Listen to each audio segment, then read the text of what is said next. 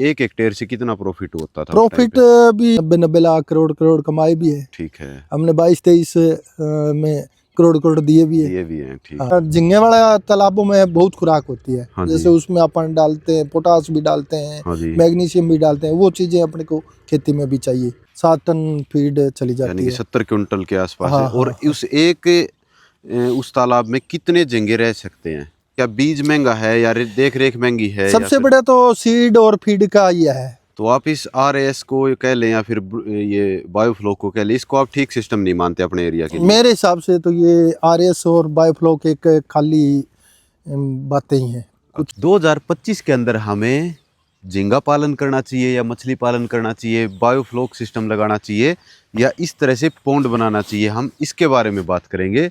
फिलहाल में जिस फील्ड के अंदर खड़े हैं ना, यहाँ पे पूरे 2.5 एकड़ के अंदर तो 2 पॉन्ड बने हुए हैं जहाँ पर मछली पालन किया जा रहा है, और उसके साथ में दूसरी एक बहुत ही बड़ी शेड बना रखी है जिसके अंदर बायोफ्लोक वाला सिस्टम है। और थोड़ी सी दूर यहाँ से एक 30 एकड़ का फार्म है। और जो किसान साथी है ना, उनका लगभग 18 से 20 साल का एक्सपीरियंस है इस लाइन के अंदर। तो उनसे हम जानेंगे उनका क्या एक्सपीरियंस है, आज तक उन्होंने कौन कौन से चीज़ों के ऊपर काम किया है, झींगा पे भी किया है, मछली पे भी किया है, बायोफ्लोक पे किया है। तो फ़ायदेमंद कौन सी चीज़ है, घाटे वाली कौन सी चीज़ है, कौन सी वैरायटी या कौन सी नस्ल यहाँ पे कामयाब है, कौन सी प्रजाति यहाँ पे कामयाब है। फिलहाल में हरियाणा के सिरसा जिले के अंदर हम खड़े हुए हैं, और मछली पालन से संबंधित है ना A to Z जानकारी आपको इस वीडियो के अंदर मिलने वाली है। अगर कोई साथी है वो शुरुआत करना चाहे तो कैसे कर सकता है, इसके बारे में उसके कई सारे जो मिथ्स है ना वो इसके अंदर सोल्व हो जाएंगे, क्योंकि जीरो लेवल से लेकर के और एक बड़े लेवल तक की बात इस वीडियो के अंदर होने वाली है। अपने को दर्शक साथी देख रहे हैं, एक छोटा सा परिचय दे दो जी अपना।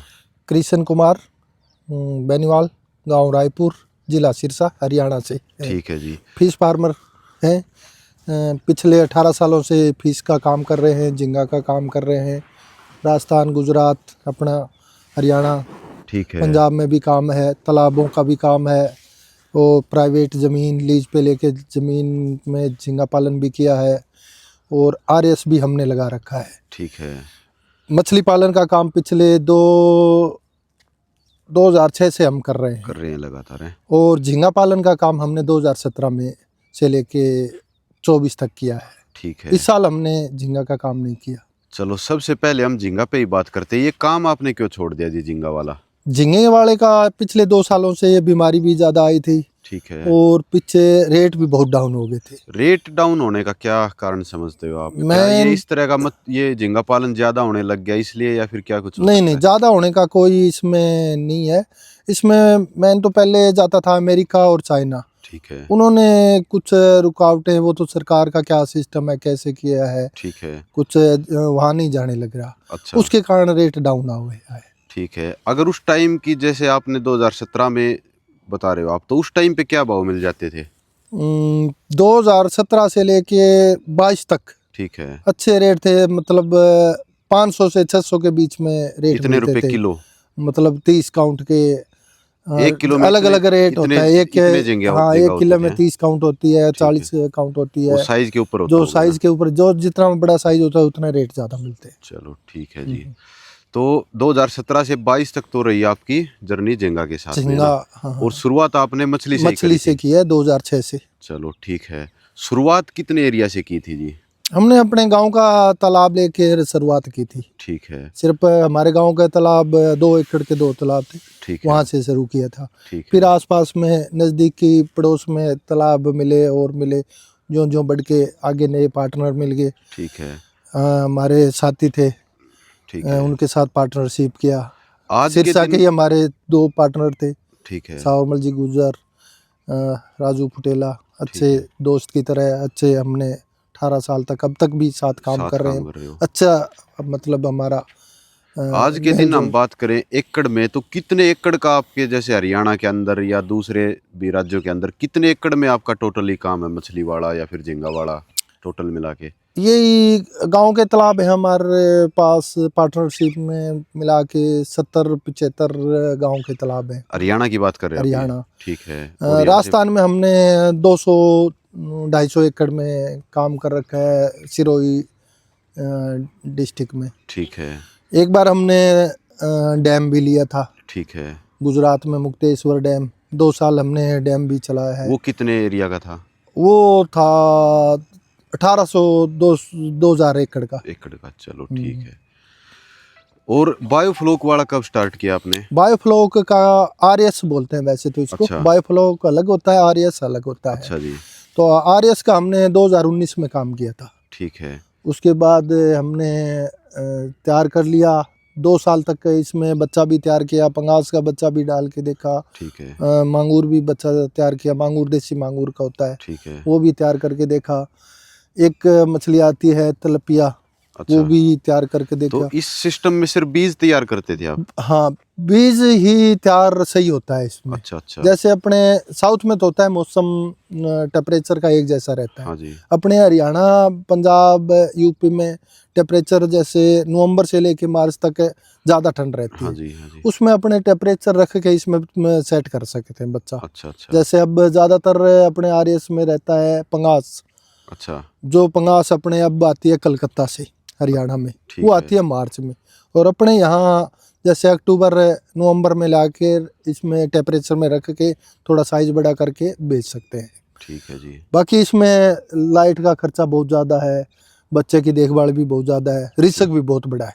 तो आप इस आरएस को कह लें या फिर ये बायोफ्लोक को कह लें, इसको आप ठीक सिस्टम नहीं मानते अपने एरिया के लिए? मेरे हिसाब से तो ये आरएस और बायोफ्लोक एक खाली बातें ही हैं, कुछ अच्छा। नहीं है इसमें खर्चा कितना आया था? एरिया कितना है ये? एक एकड़ का कम से कम 50 लाख का प्रोजेक्ट है ये। ठीक है। ये 1 टेम्परेचर एकड़ में का से ही है आपका जो फिलहाल में है ये? अपने पास 2 एकड़ में है ये आरएस वाला? आरएस 2 एकड़ में। कितने टैंक है यहाँ पे आपके ये? अपने 16 टैंक है।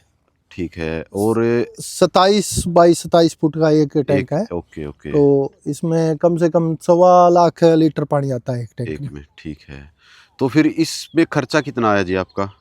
इसमें वही 45-50 लाख रुपए खर्चा आता है एक पे। कोई सरकार सब्सिडी भी देती है? सरकार सब्सिडी भी देती है 50%। 50%? पर जितना पैसा 50 लाख रुपए लगा के आप इतनी आमदनी नहीं कर सकते, कर रिस्क सकते। बहुत बड़ा है। ठीक है। इससे अच्छा झींगे का काम अच्छा है, प्रॉपरली करे तो। झींगे वाले में हर बंदे को पैसा बहुत ज़्यादा चाहिए उसमें। अच्छा, झींगे वाले में? हाँ, एक हेक्टेयर में कम से कम 20-25 लाख रुपए बंदे के पास होना चाहिए। झींगा पालन तब चालू हाँ, होगा? तब चालू है। 2 साल तक इंतजार भी करना पड़ता है झींगे में। वो कैसे? भी 1 साल नुकसान भी हो जाता है तो अगली साल के लिए पैसे तैयार रखने पड़ते हैं। अच्छा। अपने क्या है हरियाणा में, जैसे किसी के पास पैसे नहीं है या लोन करके करा लेते हैं, 1 साल नुकसान हो जाता है, दूसरी साल बंदा पैसे ही नहीं बचते उसके पास? पैसे भी नहीं बचते, ना दोबारा लोन मिलता है। बिल्कुल बिल्कुल। बंदा कैसे करेगा काम? तो इसका खर्चा है बहुत ज़्यादा बड़ा। ज़्यादा खर्चा है ना? हाँ। झींगे में खर्चा क्या क्या है जी? क्या बीज महंगा है या देख रेख महंगी है? सबसे बड़ा तो सीड और फीड का ये है। अगर झींगा तो सीड कितने रुपए से स्टार्ट हो जाते हैं जी? सीड तो वो तो गिनती में आता है। अच्छा। 65-70 पैसे एक पीस के पैसा लगता है। ठीक है। फीड आती है कम से कम 100 रुपए किलो। 100 रुपए किलो? 98 से 100 रुपए किलो आती ठीक है। है। एक तालाब मतलब 1 हेक्टेयर में कम से कम चली जाती है 6-7 टन, 7 टन फीड चली यानी जाती कि है। 70 क्विंटल के आसपास हाँ, है। और हाँ, उस उस तालाब में कितने झींगे रह सकते हैं? 1 हेक्टेयर का ही मान के अच्छा, चलो आप। हेक्टेयर का ही मान के चलो, ठीक है। 8 टन माल निकलता है अच्छा। और 7 टन भी निकलता है। वो तो देखो यानी कि इतना ही तो माल निकलता है और इतना ही माल वो हाँ, मतलब जो फीड खा रेट का जाते हैं। होता है उसका पैसा मिलता है। जो रेट डाउन आएंगे तो वो नुकसान होएगा। बिल्कुल बिल्कुल। अगर कोई बीमारी आ जाती है उसका डबल नुकसान हो जाता है। झींगे वाले में आपने नुकसान खाया है कभी? हाँ, पिछले 2 सालों से नुकसान खाया बाकी है। 3-4 साल पहले बढ़िया ठीक निकले था। आपके? हाँ, प्रॉफिट हुआ तो जी 1 हेक्टेयर से कितना प्रॉफिट होता था उस टाइम प्रॉफिट पे? भी होता है 1 हेक्टेयर में कम से कम 15-20 लाख रुपए भी बच सकते हैं। हैं। और ना बचे तो 1 नुकसान भी। हेक्टेयर में टोटल खर्चा शुरू से जैसे बीज से लेकर के आखिर में उसको मंडी तक भेजने का खर्चा कितना आता है जी? मोटा मोटा आपने कभी हिसाब लगाया हो तो? बनाने में खर्चा तो आता है कम से कम, जैसे तालाब बनाने का हो गया। हाँ जी, हाँ 1 हेक्टेयर में 1.5-2 लाख रुपए तालाब बनाने में लगता है। उसके बाद पी लाइन करते हैं तो पी लाइन में 4.5 से 5 लाख रुपए लगता है। ठीक है। जैसे तिरपाल बोलते हैं हाँ अपने। जी, हाँ जी, हाँ जी। और इसके अलावा ज़्यादातर लोग कच्चा पौंड भी तैयार करते हैं। हाँ जी, हाँ कच्चे जी। में भी पानी रुक जाता है, अपने कच्चे में नहीं रुकता तो पी हाँ, लाइन ये का रखा रेतीली है, जमीन ये होगी। एक्स्ट्रा खर्चा होता है। ठीक है। उसके बाद ट्यूबवेल लगाना पड़ता है सैलिनिटी वाला, बिल्कुल और लाइट का खर्चा होता है। ठीक है। ये तो हो गया तालाब बनाने में। इसके ऊपर 4 एरिएटर लगते हैं, ठीक है। 10 एरिएटर लगते हैं 1 हेक्टेयर पे, अच्छा जो इनको ऑक्सीजन और पानी की बिल्कुल, लहर बिल्कुल, बनाते हैं, बिल्कुल, समझ पानी गए। घूमता है ठीक है जी। उसके लिए। इसके अलावा उसके बाद है उसमें पानी भर के सीड झींगा डालना, सीड डालना और तालाब तैयार कितने करने के लिए दवाइयाँ वगैरह डालनी कितने पड़ती है। सीड डलता है जी गिनती में? ये एक हेक्टेयर में 5 लाख। 5 लाख का। हाँ। ठीक है, तो 4 लाख के आसपास का तो सीड ही डल जाता है हाँ उसमें हाँ। ना। और उसमें फीड का जैसे आपने बताया कि 70-80 क्विंटल। हाँ 7-8 टन फीड लगता है। ठीक है, 7-8 लाख का वो खर्चा वो हो गया। खर्चा हो गया। हाँ, तो और मतलब इसके अलावा 1 हेक्टेयर पे 2 लेबर मान ठीक के है। चलो आप, फीड डालने वाली, रात को ड्यूटी वाली, बिल्कुल बिल्कुल। और कोई डॉक्टर का भी आने जाने का होता है, देखभाल करने का डॉक्टर भी ठीक आते है, हैं हर समझ हफ्ते गए।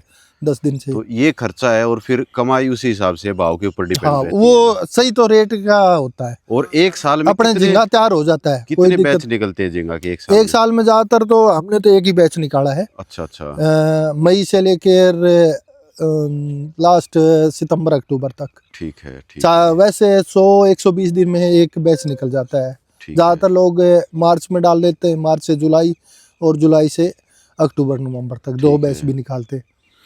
तो अब बात करते हैं जी मछली के ऊपर। जैसे आपने बायोफ्लोक वाला भी ठीक नहीं लगा, झींगा वाला भाव के कारण पिट गया मामला। हाँ, झींगा का काम बहुत अच्छा है। अच्छा, बंदे को, जिस बंदे के पास पैसे हैं, पैसा बढ़िया है, नॉलेज सिस्टम से है, काम करे, सिस्टम नॉलेज है, और ईमानदारी है। ठीक है। झींगा वाले में ज़्यादा वो भी है, कोई सामान इधर भेज देता है, कोई इधर, हाँ हाँ, उसमें भी ईमानदारी जरूरी है। बिल्कुल बिल्कुल हाँ, सही खुद बात के है। बंदे के पैसे हो और खुद मेहनत करने वाला बंदा हो, ठीक है। ईमानदार बंदा हो, तो झींगा वाला काम बहुत अच्छा है। अब थोड़ा मछली वाले पे और बात करते हैं जी। जैसे है ना, खूब क्रेज है लोगों के अंदर मछली पालन का भी। तो आपका एक्सपीरियंस बताओ जी। शुरुआत जैसे आपने बताई गांव के तालाब से ही करी थी, आज के दिन 300-400 एकड़ के आसपास आपके पास सिस्टम है तालाब ये वाला भी। तो आप बीज या फिर प्रजातियां कौन कौन सी रखते हो, क्या ये कुछ? तो तालाबों में, गांव वाले तालाबों में ज्यादातर देसी मछली पड़ती है। देसी मछली है। रहू है, कतला है, मोराकी है, गोल्डन है, बी ग्रेड है, सिल्वर है, ये मछलियां पड़ती है। ठीक है। और ये आम तालाबों में ज़्यादातर साफ पानी रहता है, नहर का पानी डलता है, हाँ जी। उनमें इतनी ज़्यादा दिक्कत नहीं आती। ठीक है। और इनमें है अच्छी, वो भी, उसमें भी एक ईमानदार बंदा है ना, वो ही कामयाब है। अगर जैसे इसमें बंदे को 2 साल तक इंतज़ार करना पड़ता है, कोई भी। वाले में हाँ, मछली वाले में तालाब लेके मछली का बच्चा डालना पड़ता है मार्च से लेके, और लास्ट निकलता है अक्टूबर दिसंबर और फरवरी तक निकलता है इसका माल। अच्छा, और मतलब पहले बार बार निकलता रहता है ना। मतलब या तो तालाब खाली कर देंगे आप अक्टूबर नवंबर में, ठीक है। या फिर जनवरी फरवरी में करो। अच्छा, इस तरह से उस होता है। बच्चा मार्च में डलता है इसका। Okay okay okay. हाँ। ठीक है जी। अपने सीड डालने का काम मार्च में है, मछली बेचने का काम है अक्टूबर से लेके जनवरी फरवरी तक, कभी भी कर सकते हैं आप। ठीक है, जब भी आपने को सर्दी में लगे। मछली ग्रोथ नहीं करती। अच्छा अच्छा, मतलब साइज उसका वही रहेगा, उसको साइज वही रहेगा, थोड़ा बहुत अक्टूबर अंतर। नवंबर में बेच दें या फिर चाहे हाँ, फरवरी में वो बेचें रेट ना? के चक्कर में आप लेट भी रख सकते हो। ठीक है। जो जो फरवरी मार्च में मछली खत्म हो जाती है, उस टाइम रेट थोड़े ज़्यादा मिल जाते हैं, 10-20 रुपए का। ठीक है जी। बाकी का इसका इंतज़ार 2 साल तक पूरा करना पड़ता है। अच्छा, तो एक साल कोई बीमारी लग जाती है या कोई कारण हो जाता है, तो अगली साल 2 साल लास्ट पे जाके पड़ता है। समझ गया जी। हाँ।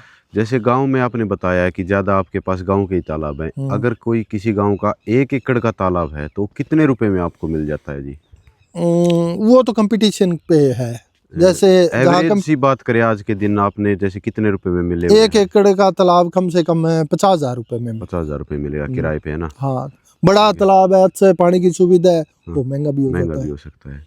और उसमें कितने बीज डलते हैं जी, संख्या में बात करें तो? 1 एकड़ में 10,000 सीड। 10,000 मछली वाले हैं। हाँ, हाँ। झींगा के ज्यादा डल जाते हैं फिर तो? झींगा के ज़्यादा डलते हैं। ठीक है। 1 रुपए मतलब एक जो बीज है मछली का, वो कितने रुपए का पड़ता है जी? ये 3 से 3.5-4 रुपये तक का। कितने रुपए का पड़ता है? हाँ। और साल में एक ही बैच निकलता होगा एक मछली से वाला भी, बैच है ना? निकलता है।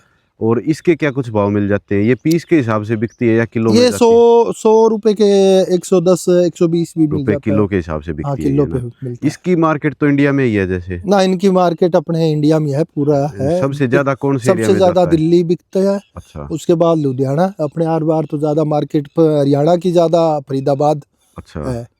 फरीदाबाद जाती है यहाँ से।